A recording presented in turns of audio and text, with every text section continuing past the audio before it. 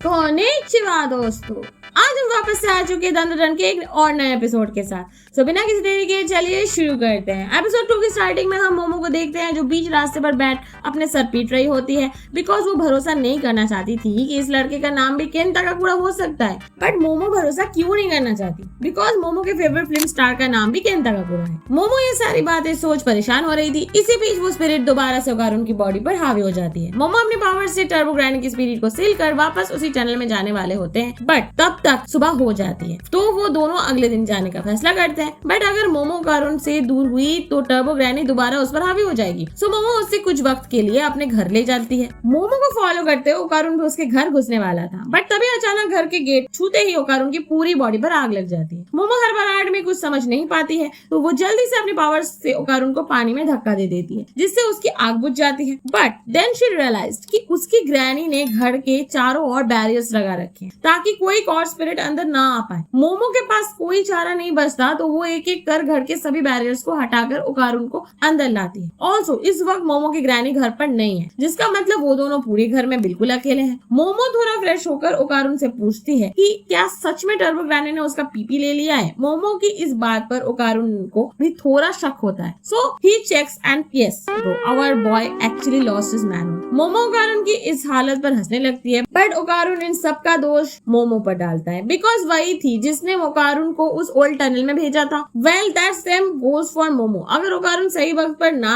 आता तो वो तीनों सर्पो एलियंस मोमो को 9 महीने के लिए बिजी कर देते। फिर हमें ओकारुन और मोमो के बीच कुछ इमोशनल सीन्स देखने को मिलते हैं जिसमें ओकारुन मोमो को बता रहा होता है बचपन से उसके कोई दोस्त नहीं थे, इवन कोई उसे ढंग से बात तक नहीं करता था, जिस वजह से वो बिल्कुल अकेले पड़ चुका था। पर एक दिन अचानक मोमो उसके पास आ खुद की मर्जी से उससे बात करने लगती है। जो सब होता देख ओकारुन को लगता है कि यही मौका है जब वो अपनी लाइफ का पहला दोस्त बना सकता है। बट ओकारुन ये सब बोलते वक्त इतना अपसेट हो जाता है कि वो मोमो को ये तक बोल देता है कि अब जब ये सब कुछ खत्म हो जाएगा तब तुम मुझसे दोस्ती तोड़ देना, जिस पर मोमो थोड़ा गुस्सा हो उससे डांटते हुए मोटिवेट करती है। उन दोनों के बीच ये स्वीट मोमेंट चल रहा था, बट तभी घर की डोरबेल बज उठती है। मोमो को लगता है कि शायद उसकी ग्रैनी आई होगी, बट शी इमीडिएटली रियलाइज कि उसके घर में 2 तरह की बेल है। पहली बेल जो नॉर्मल ह्यूमंस के लिए है और दूसरी बेल जो गोस्ट्स के लिए है या इविल स्पिरिट्स के लिए है। और जस्ट अभी जो बेल बजी है वो इविल स्पिरिट्स के लिए है, मतलब गेट के बाहर कोई इविल स्पिरिट्स मौजूद है। मोमो उस इविल स्पिरिट के यहाँ होने की वजह सोच रही थी,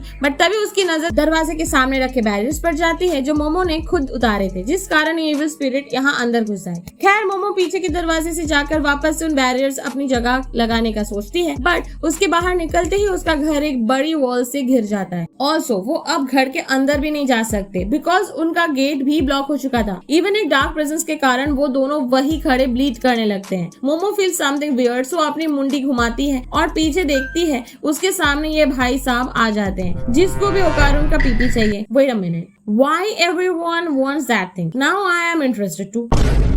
वो इविल स्पिरिट बिना रुके उन दोनों पर लगातार हमला करने लगता है, जिससे छुपते छुपाते वो दोनों कैसे भी करके बचकर भाग रहे थे। मोमो दौड़ते दौड़ते उस इविल स्पिरिट की माँ बहन को याद कर रही थी, जो सुन ओकारुन अब मोमो का कंफ्यूजन दूर करता है कि ये कोई इविल स्पिरिट नहीं बल्कि एक एलियन है जो पहले भी अमेरिका और जापान में देखा जा चुका है। मोमो डाउट करती है कि अगर ये एक एलियन है तो इसने भला घर की स्पिरिट बिल कैसे बजाई, जिस पर ओकारुन कंफर्म करता है कि स्पिरिट और एलियन कुछ हद तक सिमिलियर्स होते हैं, इसलिए कुछ फिजिक्स एलियन को भी देख पाते हैं। बट दूसरी साइड हम देखते हैं वो मोटा एलियन अपने मुंह से बोलो जुबा केसरी छोड़ने लगता है, जो अगर ओकारुन और मोमो तक पहुंची तो वो दोनों मर जाएंगे। दोनों लगातार उस एलियन के सभी हमलों से बचते रहते हैं, but then they decide to fight back. Okarun Momo को साइड ले जाकर अपना प्लान सुनाता है, जिसके मुताबिक अगर मोमो ओकारुन की बॉडी नहीं बल्कि उसका ब्रेन कंट्रोल करे तो शायद ओकारुन कॉन्शियस स्टेट में टर्बो ग्रैनी की पावर यूज कर सकता है। मोमो बिल्कुल ऐसा ही करती है and our Okarun finally transforms. Turbo Okarun लड़ाई की शुरुआत से ही उस एलियन को ओवरपावर्ड कर देता है, बट कुछ देर में ओकारुन हेवीली ब्लीड करने लगता है बिकॉज उसने अभी तक टर्बो ग्रैनी की पावर्स मास्टर नहीं करी। बट ओकारुन को लड़ते देख मोमो एक चीज नोटिस करती है कि ये एलियन लड़ाई के वक्त Sumo wrestler type moves use कर रहा होता है। मींस अगर मोमो और ओकारुन ने इस एलियन का हाथ जमीन से टच करवा दिया तो ये लोग जीत जाएंगे। दोनों बिल्कुल ऐसा ही करते हैं, बट वो एलियन एक 180 बैक फ्लिप मार उन दोनों को सीरियस लुक देता है। मोमो कुछ और सोच पाती उससे पहले वो एलियन उसे ऑफ गार्ड पकड़ पेल देता है, बट मोमो उसे कहती है कि तुम्हारा हाथ जमीन से टच हो गया है तो तुम आउट हो चुके हो। But this alien doesn't cares about anything, तो वो मोमो पर मुक्को की बारिश कर देता है। मोमो को इतना पीटता देख ओकारुन भी सोचता है वो नहीं बचने वाली, but surprisingly our Momo survive. But अब ये एलियन भोसड़ी मरने वाला है बिकॉज मोमो ने उस एलियन के पंचेस जानबूझकर खाई ताकि उसके इम्पैक्ट से वॉल टूट जाए और मोमो इजीली अपना बैरियर लगा पाए। मोमो ओकारुन को अपने पास खींच जल्दी से वो बैरियर वापस उसी जगह लगा देती है जिससे वो भोसड़ी का एलियन वही जलकर राख हो जाता है। इवन उस एलियन के मरने पर मोमो का घर भी पहले जैसा नॉर्मल हो जाता है, बट मोमो इतना प्रेशर अकेले सहने के बाद वही बेहोश हो जाती है।